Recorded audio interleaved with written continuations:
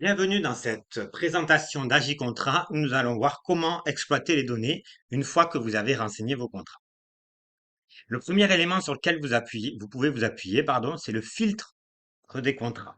Ça vous permet de rechercher un contrat par numéro, par objet, par fournisseur, par nom de signataire, par montant, par date de début, voir aussi les contrats courants ou les contrats archivés et aussi par tag.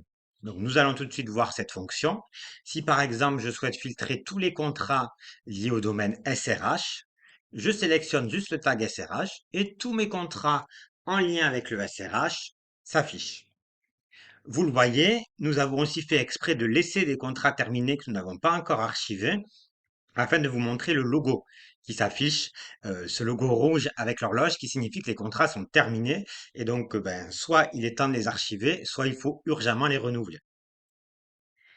Donc une fois cette première étape de filtre des contrats prise en main, vous pouvez aussi choisir justement d'archiver vos contrats, ce qui vous permet de ne plus les voir s'afficher dans la liste des contrats actifs, mais de toujours pouvoir les retrouver en filtrant les contrats et donc d'assurer une traçabilité indéfinie de vos contrats dans la durée. Donc, imaginons mon contrat ici est terminé.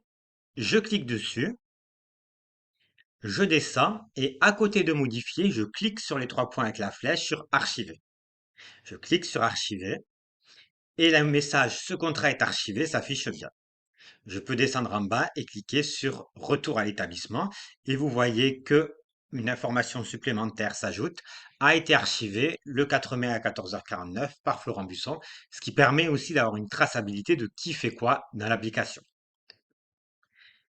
Donc vous l'aviez vu, c'était le contrat AMS, hein, si lié au SRH. Si je prends mon filtre de recherche, que je mets archiver mon tag AMS, je filtre et je retrouve mon contrat ici.